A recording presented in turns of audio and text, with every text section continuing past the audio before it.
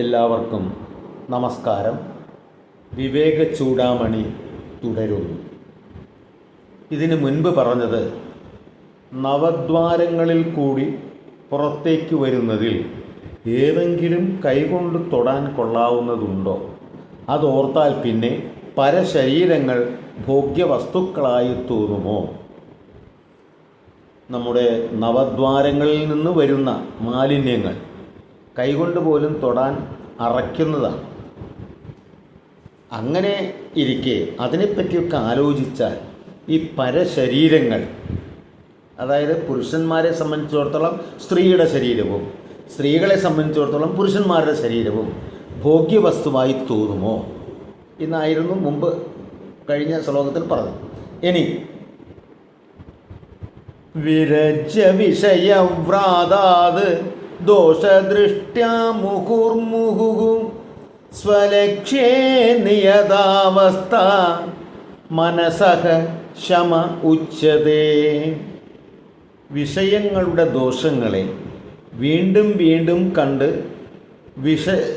വിഷയസമൂഹങ്ങളിൽ നിന്നും പിൻവാങ്ങി സ്വലക്ഷ്യമായ ആത്മവസ്തുവിൽ നിശ്ചലമായി നിൽക്കുന്ന മനസ്സിൻ്റെ അവസ്ഥയെയാണ് ശമം എന്ന് പറയുന്നത്.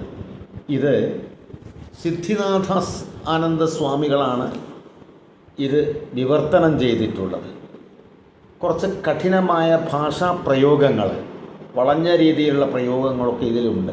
അത് വളരെ ലളിതമായിട്ട് അവതരിപ്പിക്കുക എന്നുള്ളതാണ് എൻ്റെ ഒരു ലക്ഷ്യം. വിഷയങ്ങളുടെ ദോഷങ്ങളെ, അതായത് കണ്ണുകൊണ്ട് കാണുക, കാതുകൊണ്ട് കേൾക്കുക, മൂക്കുകൊണ്ട് ശ്വസിക്കുക, ത്വക്കുകൊണ്ട് സ്പർശിക്കുക, നാക്കുകൊണ്ട് രുചിക്കുക എന്നിങ്ങനെയൊക്കെ ചെയ്ത് അതിൽ ആകൃഷ്ടരായി കഴിഞ്ഞാൽ നമ്മൾക്ക് വീണ്ടും വീണ്ടും അത് വേണം എന്ന് തോന്നും. ഉദാഹരണത്തിന് മദ്യം ഒരാൾ കഴിച്ചു കഴിഞ്ഞാൽ ഒന്നും കൂടി നോക്കിയാലോ എന്ന് തോന്നി അത് ഇടയ്ക്കിടയ്ക്ക് കഴിച്ച് അത് സ്ഥിരമായിട്ട് വേണം എന്നൊരവസ്ഥയിലേക്ക് എത്തുന്നു. അത് പതുക്കെ നമ്മുടെ ശരീരത്തെ ദോഷകരമായ അവസ്ഥയിലേക്ക് നയിക്കും. അപ്പം അതുകൊണ്ട് ഇങ്ങനെയൊക്കെ സംഭവിക്കും, ദോഷകരമാണ് ശരീരത്തിന് എന്ന് തുടക്കത്തിൽ തന്നെ ചിന്തിച്ച് അതിൽ നിന്നും പിൻവാങ്ങണം. അങ്ങനെ പിൻവാങ്ങുന്ന ആ മനസ്സിൻ്റെ അവസ്ഥയെയാണ് ശമം എന്ന് പറയുന്നത്. അതായത് അത് ദോഷമാണ്, നമുക്ക് അത് പറ്റില്ല, അത് മാംസമായാലും ശരി മദ്യമായാലും ശരി എന്തായാലും അത് ശരിയല്ല എന്ന് കരുതി മനസ്സിനെ പിൻവലിക്കുക. ഇപ്പോൾ വിവാഹിതനായ ഒരു വ്യക്തി അതിസുന്ദരിയായിട്ടുള്ളൊരു സ്ത്രീയെ കണ്ടു കഴിഞ്ഞാൽ അവരുമായിട്ട് സമ്പർക്കം പുലർക്കാൻ ആഗ്രഹിച്ചുകൊണ്ട് പതുക്കെ അവരുമായി അടുത്ത് കഴിഞ്ഞാൽ സ്വയം കുടുംബജീവിതം നശിപ്പിക്കുകയാണ് ചെയ്യുന്നത്. അപ്പോൾ അത് കണ്ടു കഴിഞ്ഞാൽ ഒഴിവാക്കുക. എനിക്കൊരു കുടുംബമുണ്ട്, എനിക്ക് അതാണ് വലുത് എന്ന് കരുതി ഇത്തരത്തിലുള്ള കാര്യങ്ങളെ നമ്മൾ ഒഴിവാക്കുക. അങ്ങനെ ഒഴിവാക്കുന്ന അവസ്ഥയെയാണ് ശമം എന്ന് പറയുന്നത്. അപ്പോൾ വിഷയങ്ങൾ എപ്പോഴും നശ്വരങ്ങളാണ്, ദുഃഖങ്ങളാണ് എന്ന് നിരന്തരം ചിന്തിക്കുക. എപ്പോഴും ദുഃഖങ്ങളാണ് വിഷയങ്ങൾ. വൈരാഗ്യം ഉണ്ടാകും ആ സമയത്ത്. എന്നാൽ നമുക്കതൊക്കെ വേണം. പക്ഷെ അതിനാണ് ഞാൻ മുമ്പ് പറഞ്ഞ രാമായണത്തിലെ പ്രധാനപ്പെട്ടൊരു വാക്കുണ്ടല്ലോ, ഭോഗത്തിനെ കൊണ്ടു കാമിക്കയും വേണ്ട, ഭോഗം യഥാവിധി വർജിക്കയും വേണ്ട. അതൊരു പ്രധാനപ്പെട്ട വാക്കാണ്. ഭോഗങ്ങൾക്ക്, സുഖത്തിന് വേണ്ടി അതിൻ്റെ പിന്നാലെ നടക്കണ്ട, പക്ഷേ അനുവദിക്കപ്പെട്ട സുഖമുണ്ടല്ലോ അത് ഒഴിവാക്കുകയും വേണ്ട. അങ്ങനെ നമുക്ക് ഓരോരുത്തർക്കും അനുവദിക്കപ്പെട്ട സുഖങ്ങളുണ്ട്, അതിൽ മാത്രം സംതൃപ്തി നേടുക, അപ്പോൾ ശാന്തി ഉണ്ടാകും എന്നാണ് പറയുന്നത്.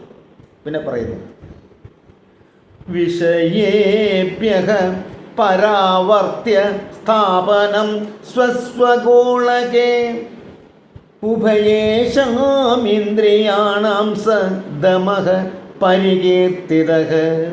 ജ്ഞാനേന്ദ്രിയങ്ങളെയും കർമ്മേന്ദ്രിയങ്ങളെയും വിഷയങ്ങളിൽ നിന്നും പിൻവലിച്ച് അതതിൻ്റെ സ്ഥാനത്തുറപ്പിക്കുന്ന അതിനെയാണ് ദമം എന്ന് പറയുന്നത്. അതായത് വിഷയങ്ങളിൽ നിന്നും ഇന്ദ്രിയങ്ങളെ വേർപെടുത്തുക.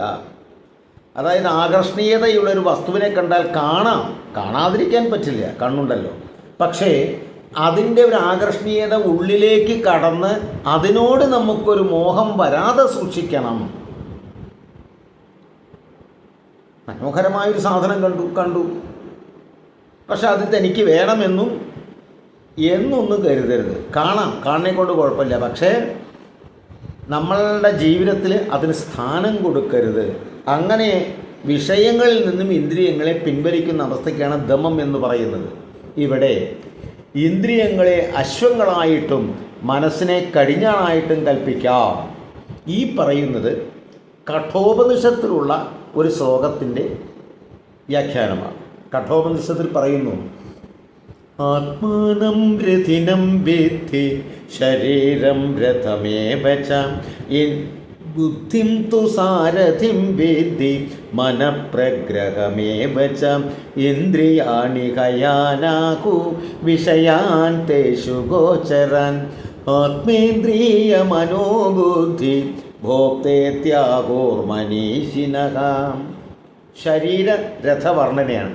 ആത്മാനം രഥിനം വിദ്ധി ശരീരം രഥമേവച്ച. ആത്മാവ് ഉടമസ്ഥനാണ്, ശരീരം ഒരു രഥമാണ്. ആ രഥത്തിനെ ബുദ്ധിം തു സാരഥിം വിദ്ധി, ബുദ്ധിയായിരിക്കണം നയിക്കേണ്ടത്. അതിൻ്റെ ഡ്രൈവറ് ബുദ്ധിയായിരിക്കണം, സൂതൻ എന്നൊക്കെ പറയാം.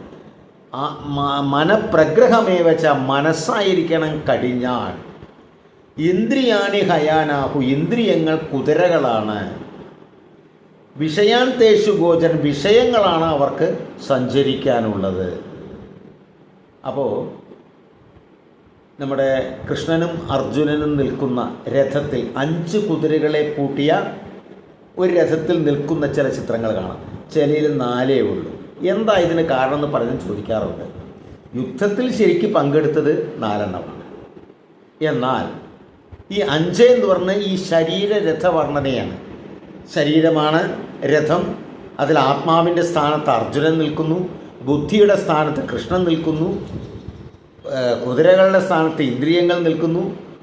വഴികൾ, വിഷയങ്ങളാണ് വഴികൾ. പിന്നെ പറയുന്നു ആത്മേന്ദ്രിയ മനോബുദ്ധി ഭോക്തേത്യാഗോർമനീഷിനഃ. പണ്ഡിതന്മാർ പറയുന്നുണ്ട്, ഇന്ദ്രിയ മനോബുദ്ധികളോടുകൂടി ആത്മാവാണ് അനുഭവിക്കുന്നത്. അനുഭവിക്കുന്ന ആത്മാവാണെങ്കിൽ കർമ്മം ചെയ്യുന്നതും ആത്മാവ് തന്നെ. ഇതാണ് ഇത്രയും ഭാഗത്തിൻ്റെ അർത്ഥം. ബാക്കി അടുത്ത തവണ, അടുത്ത എപ്പിസോഡിൽ. നന്ദി, നമസ്കാരം.